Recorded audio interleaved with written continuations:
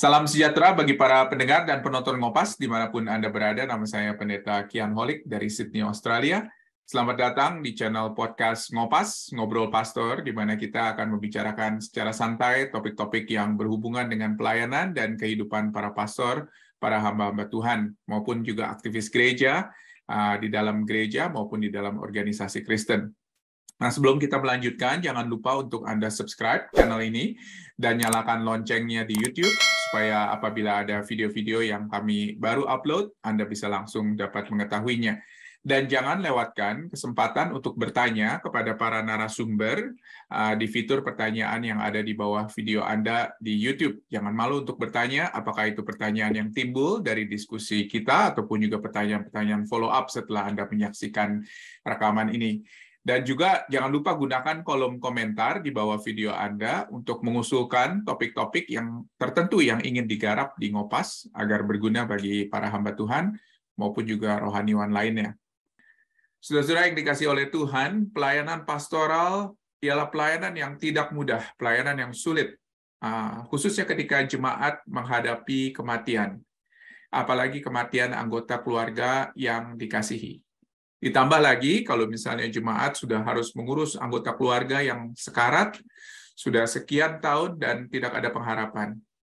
Lalu bagaimana ketika keluarga harus memutuskan untuk mengakhiri hidup yang mereka yang dikasihi? Apa yang harus dilakukan oleh hamba-hamba Tuhan? Bersama dengan saya ada Pendeta Yanvantius Tulay dari Jakarta, dari GKR Gedong.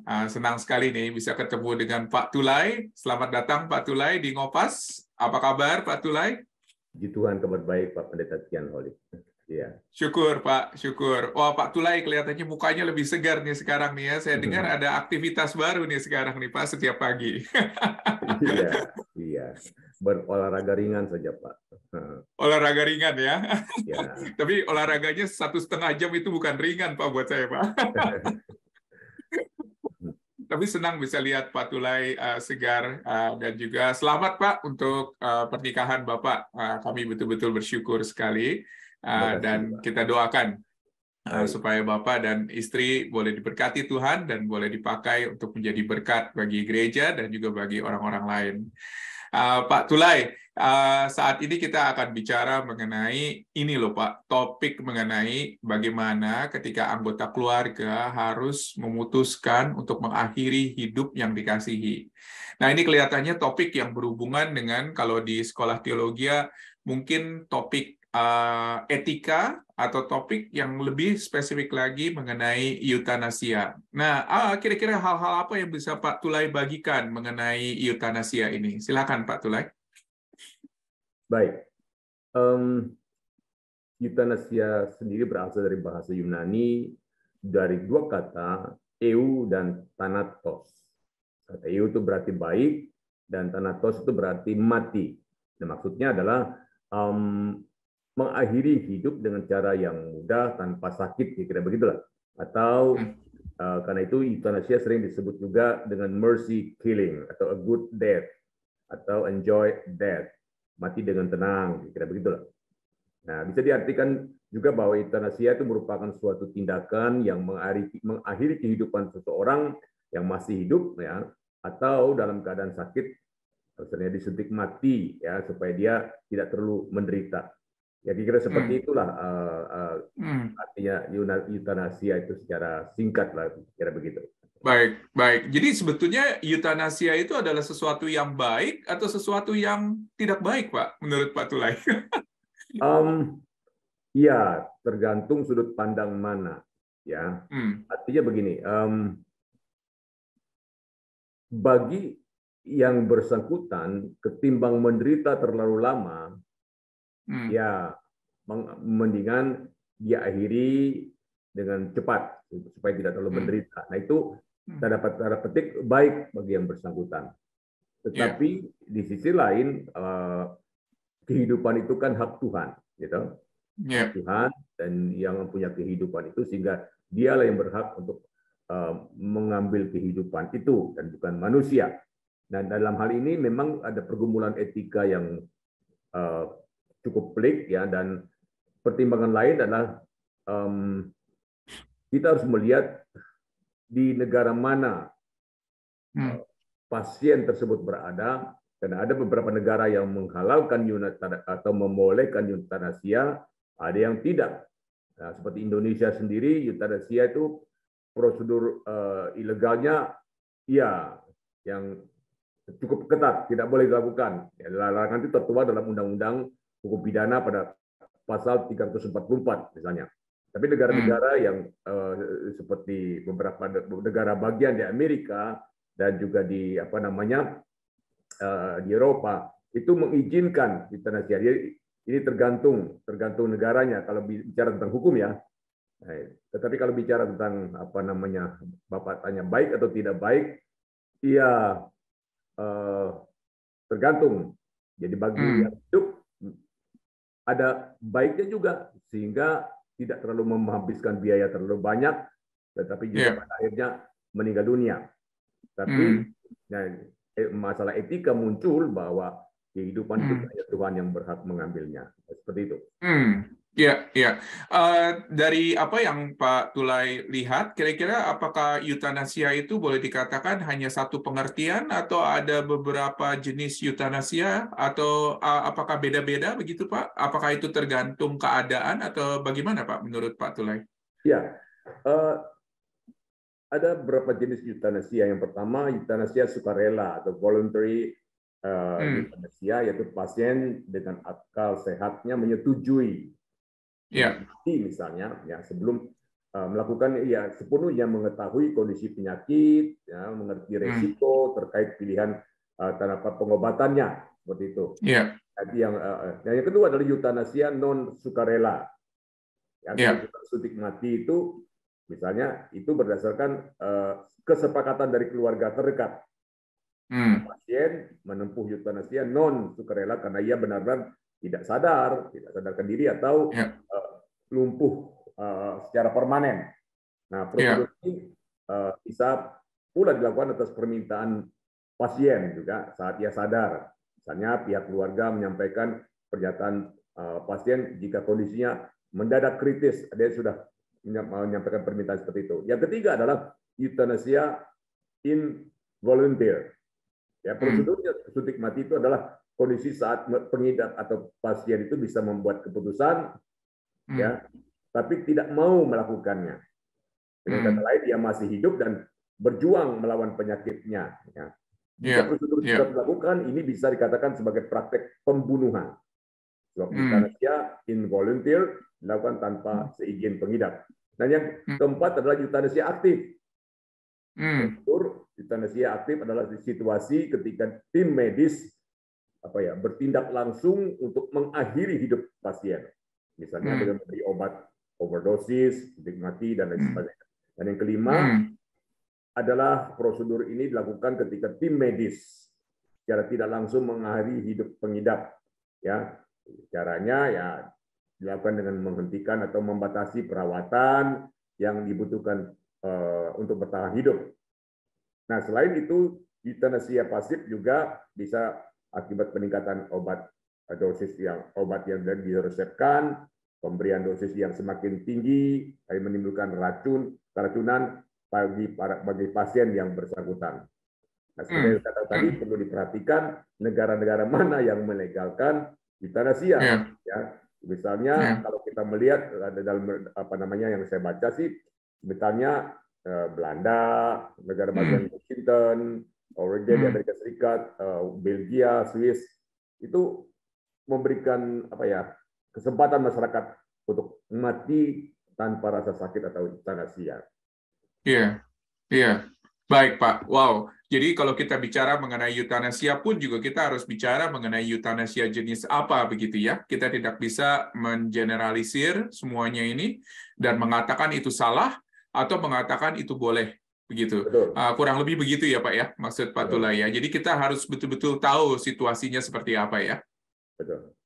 Ya, wow.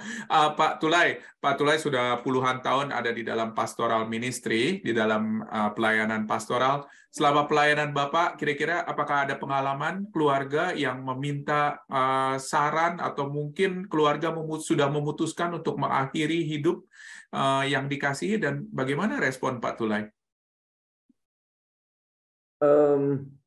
Ya, dalam pengalaman saya sih belum pernah menemukan kasus yang ekstrim seperti yang terkata tadi. Paling-paling kasus euthanasia pasif itu pernah. Artinya keluarga pasien memohon pendapat atau minta pendapat tentang pasien yang menurut dokter sudah tidak ada harapan, tetapi nggak mati-mati, hanya karena dibantu alat pacu jantung dan oksigen, ya. Sementara biaya ICU itu tidak murah. Dokter sudah siap mengurangi pengobatan atau melepaskan alat-alat medis seperti alat pacu jantung, oksigen, dan lain sebagainya. Nah, kasus seperti ini pernah. Jadi keluarga menanyakan bagaimana seharusnya. Seperti itu pernah. Baik. Respon Bapak bagaimana ketika ditanya hal tersebut, Pak? Biasanya pertimbangan-pertimbangan apa yang Bapak berikan kepada jemaat ketika mereka memikirkan ke arah sana? Harus hati-hati memang. Jadi kita melihat pertama kondisi psikologis dan juga kondisi ekonomi pasien.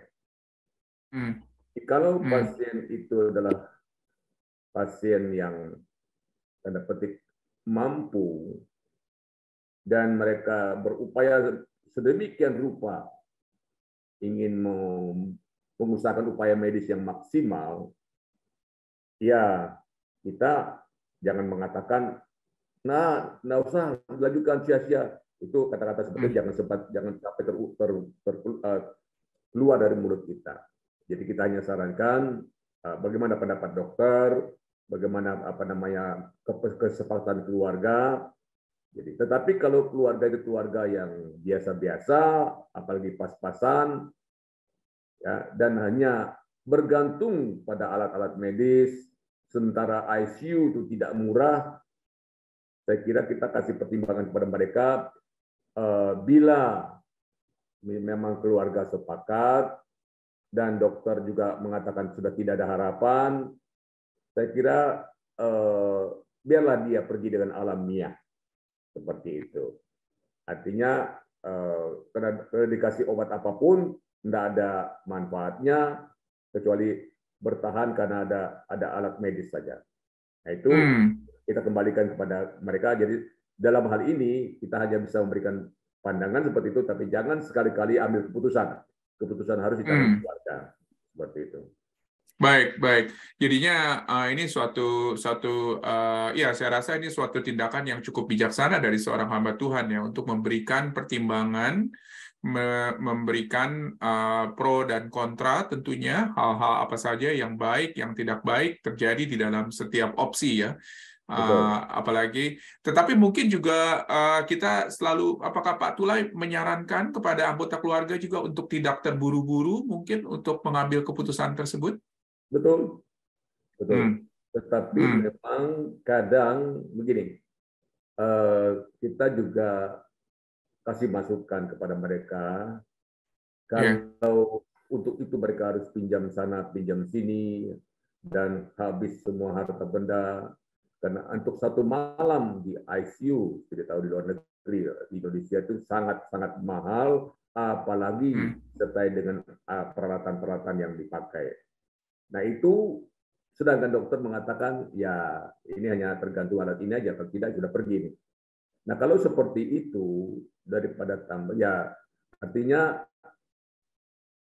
sampaikan kepada mereka, apakah dengan dengan demikian cukup worth it, cukup bisa memperpanjang usia yang secara signifikan, atau hanya beberapa jam, beberapa hari. Kalau seperti itu, ya biarlah dia pergi dengan alamiah, artinya tanpa pengobatan dan juga tanpa perlu alat-alat, tapi dia akan pergi dengan sendirinya. Nah, seperti itu kita sarankan kepada mereka, karena kasihan sekali. Pertama, biaya itu terkuras. Kedua, penderitaannya itu akan berlanjut terus. Itu yang kita pertimbangkan. Ya, ya. Dan juga tentunya dari pihak pihak hamba-hamba Tuhan tentunya memikirkan juga secara pastoral bagaimana pada akhirnya kalau seseorang yang sudah terbaring ya dia kan udah nggak sadar gitu kan boleh dikatakan, tetapi bagaimana pelayanan pastoral itu juga harus diberikan terutama kepada mereka yang masih sadar dan masih hidup ya Pak ya, karena ini tentunya tidak mudah tentunya. Ya, ya. Jadi itu mungkin adalah salah satu yang harus dipikirkan oleh hamba Tuhan. Jadi agar proses ini tidak terlalu panjang dan juga pelayanan pastoralnya juga semakin tidak terlalu sulit ya kepada orang yang masih hidup ya Pak ya. Iya, iya. Baik, Alangkah baik. mungkin lebih mudah bila sudah ada semacam kesepakatan dengan pasien ketika beliau masih sadar. Seperti saya kasih tahu kepada keluarga saya, kalau kondisi sudah agak berat, biarkanlah, tidak usah diusahakan berhari-hari di ICU seperti itu. Itu hanya memperpanjang penderitaan dan menguras biaya. Akan pergi juga 2-3 hari kemudian, mendingan sekarang kan begitu. Itu pasien sudah ngomong sebelumnya, nah, itu lebih gampang. Iya, iya. Wow, ini saya rasa saran yang sangat penting juga nih Pak untuk anggota keluarga, anggota jemaat untuk mempersiapkan hal ini ya. Walaupun saya yakin dan percaya kita semua nggak ada yang suka ngomong mengenai hal ini, karena ini adalah hal yang sulit tentunya ya. Tetapi ini harus dilakukan karena kemungkinan besar kita sudah tidak ada di dalam kondisi yang sadar untuk memutuskan apa yang harus dilakukan pada diri kita, begitu ya. Nah, jadi ini kelihatannya ada dua sisi nih Pak, kalau kita lihat dari sisi hamba Tuhannya dan juga dari sisi keluarganya. Ya. Menurut Pak Tulay, hal-hal apa lagi yang harus dipertimbangkan oleh seorang hamba Tuhan ketika dia menghadapi situasi ini Pak? Selain tadi Pak Tulay sudah katakan, jangan mengambil keputusan, berikan saran-saran. Kira-kira dari pengalaman Pak Tulay, hal-hal apa lagi yang harus dilakukan oleh seorang hamba Tuhan Pak di dalam kasus ini? Saat-saat seperti inilah perlunya pendampingan dan pelayanan pastoral itu bagi keluarga pasien. Hamba Tuhan tentu paling penting kehadirannya itu memberikan support moral dan penguatan iman bahwa hidup seorang ada dalam tangan Tuhan dan lebih menguatkan bila yang bersangkutan sudah percaya Tuhan. Bila belum, ya memang kalau masih ada kesempatan kesadaran, itu saat-saat detik terakhir untuk memberitakan Injil supaya dia mendengar ada keselamatan dalam Tuhan Yesus. Nah, bagi keluarga pasien betul, seperti yang saya katakan tadi, memberikan support moral dan penguatan iman, serta memberikan pertimbangan yang perlu, tapi sekali lagi keputusan itu tetap di tangan keluarga. Nah, hal seperti ini, kehadiran seorang hamba Tuhan itu perlu sekali, karena mereka merasa ada yang mendoakan mereka, ada yang mendampingi mereka, untuk memberikan kekuatan khusus bagi keluarga pasien. Yap, dan ini tentunya bukan hal yang mudah ya, karena ini bukan hanya menguras waktu saja, tetapi ini menguras emosi kita juga ketika kita melayani, mendampingi mereka ya. Nah, memang Pak, ini sesuatu yang tidak mudah ya, tetapi memang ini adalah sesuatu yang menjadi bagian daripada pelayanan kita. Nah, di dalam pendampingan seperti itu, Pak Tulay, kira-kira menurut Pak Tulay, bagaimana seharusnya sensitivitas seorang hamba Tuhan ya ketika menghadapi ini? Tentunya kita kepingin kita mengabarkan Injil, kita kepingin memberikan kebenaran atau mewartakan kebenaran.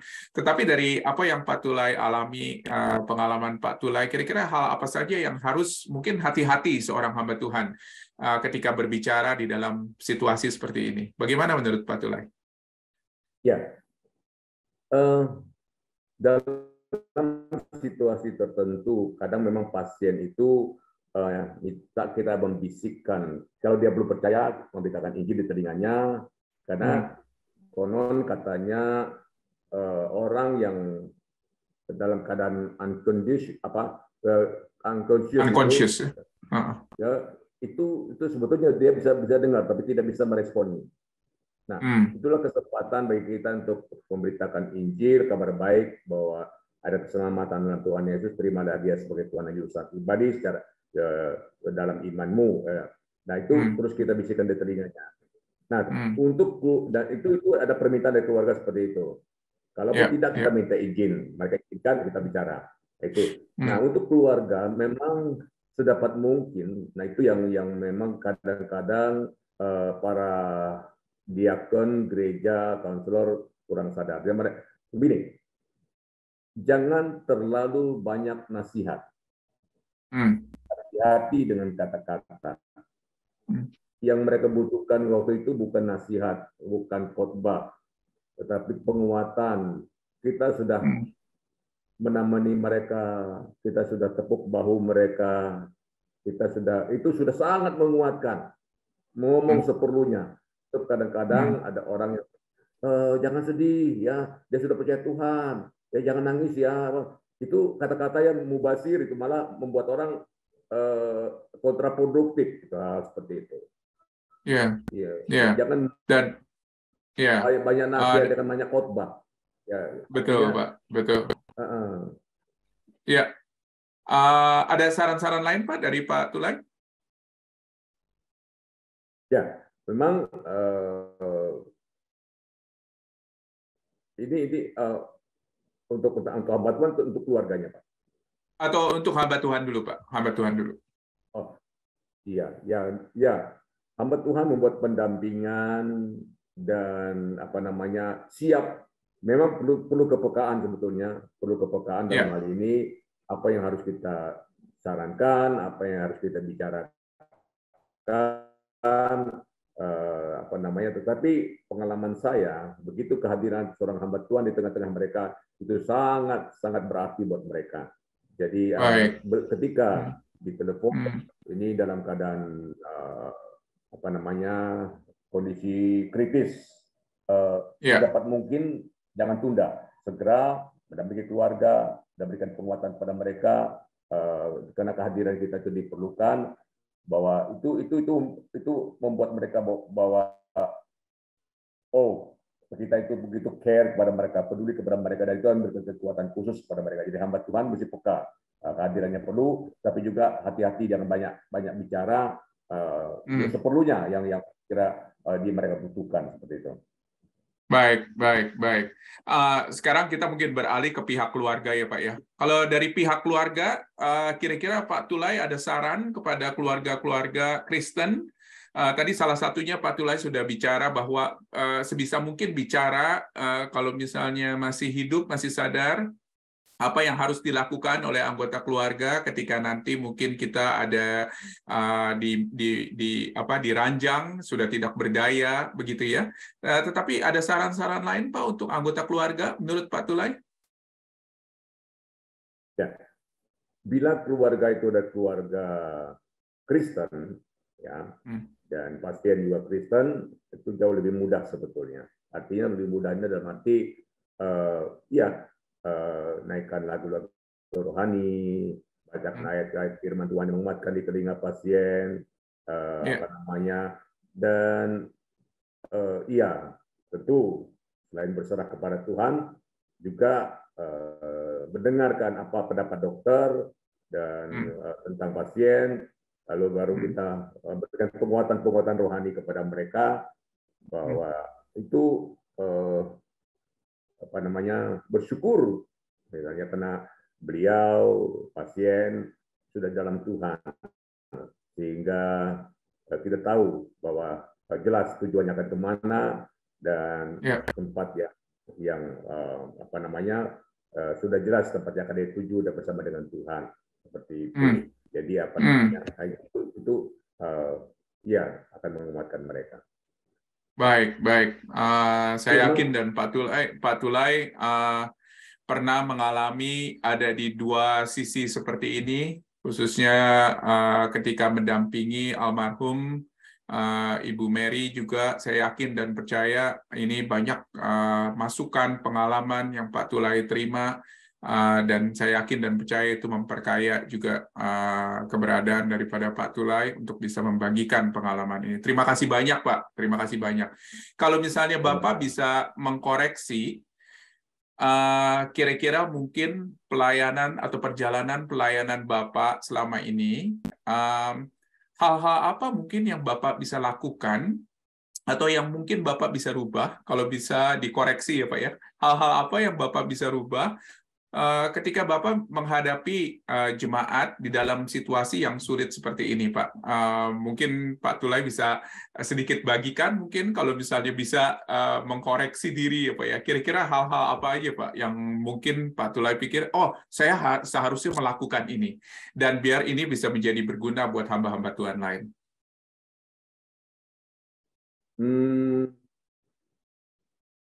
Saya sangat mengerti kalau begini, tentang ini di dalam kasus euthanasia ya. Betul. Saya sangat mengerti kalau keluarga ingin berbuat yang baik untuk kesembuhan pasien. Ini saya belum bicara dan mengoreksi Pak ya. Nah, bila pasien itu keluarga yang berada, sehingga tidak ada masalah tentang finansial, mungkin silakan mereka melakukan upaya medis secara maksimal.